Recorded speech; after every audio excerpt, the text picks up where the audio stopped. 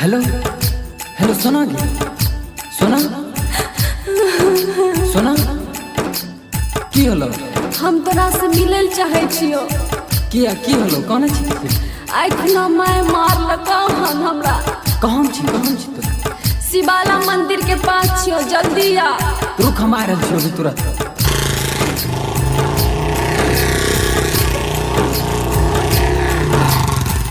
ले जो मनीष बाहर जल्दी भगाई के। ले जो मनीष बाहर जल्दी भगाई के।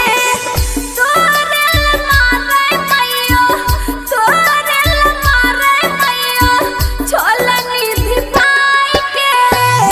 ले जो मनीष बाहर जल्दी भगाई के।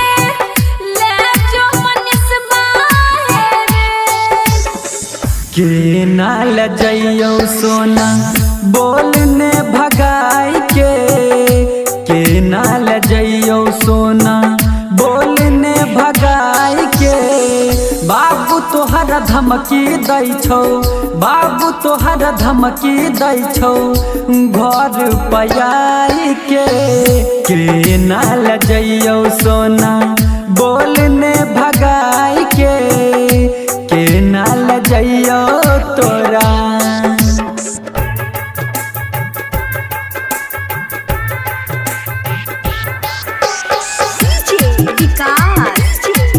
अभी आप सुन रहे हैं बिट्टू यादव की शानदार प्रस्तुति।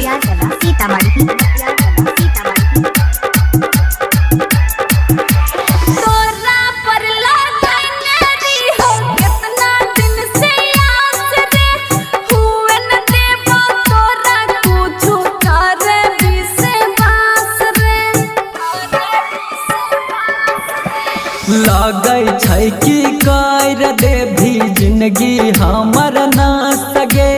तोरे चक्कर में गिर जैते एक दिन हमर लाश सगे। एक दिन हमर ओढ़नी के भेज दी है, ओढ़नी के भेज दी है कफन ओढ़ाई के नाल जइयो सोना बोलने